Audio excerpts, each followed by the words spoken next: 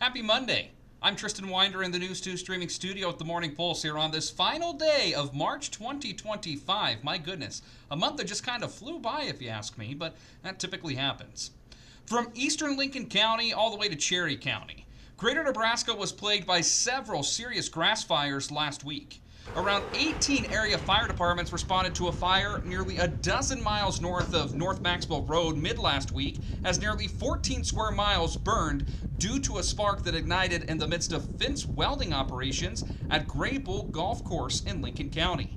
Region 51 Emergency Management will provide an update on firefighting operations this morning at the Lincoln County Commissioners meeting. News 2 will have details tonight at 6 and 10, and of course online at news2.com. KNOPnews2.com, of course. A separate grass fire ignited late last week at the Valentine National Wildlife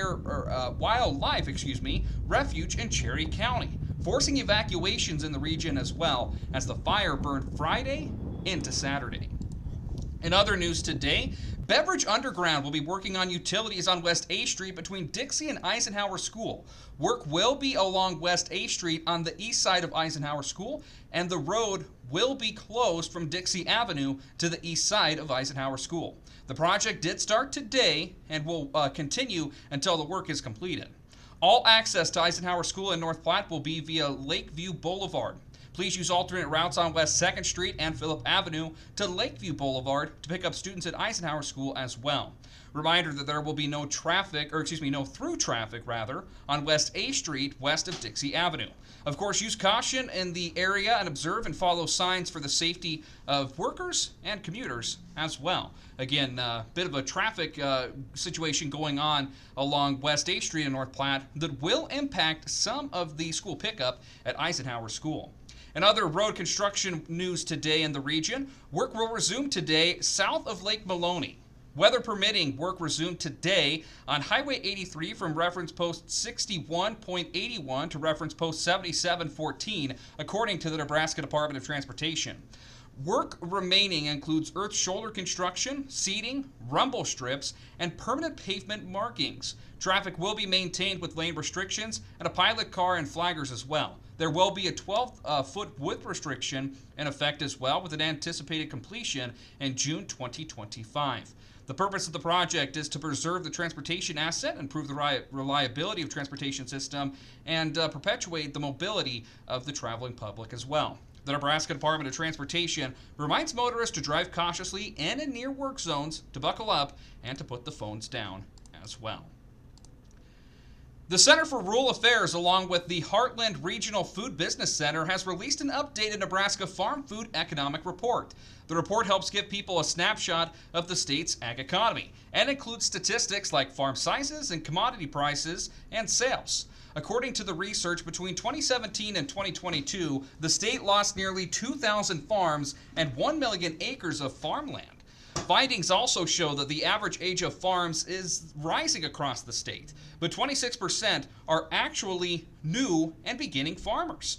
To view the most recent report, you can visit our website as well. And sticking in ag news today, Nebraska Governor Jim Pillen kicked off the first meeting of the Water Quality and Quantity Task Force late last week. Members include individuals from the Nebraska Corn Board, the North Platte Natural Resource District, and the Department of Environment and Energy.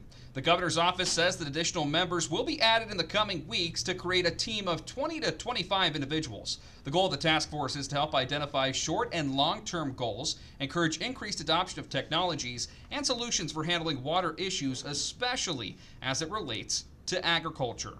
In health news this morning, a multi-state measles outbreak in the southern-western U.S. has reached at least 455 cases.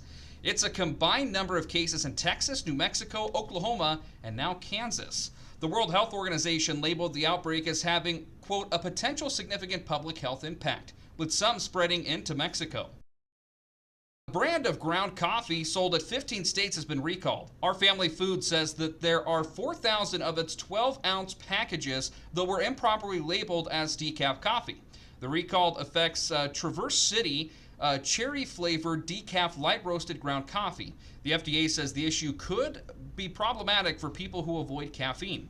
The coffee was sold here within Nebraska. And lastly today, making global news, Greenland's prime minister says the U.S. will not get control over the Arctic territory. In a Facebook post, Greenland's recently elected leader said that it will decide its own future. The response follows Vice President J.D. Vance's visit to the U.S. military base in Greenland late last week. President Trump, meanwhile, says that he wants to annex the resource-rich inland for national security purposes as well. But again, breaking national news and, well, really global news this morning, as Greenland's prime minister has said that the U.S. will not get control over the northern Arctic territory.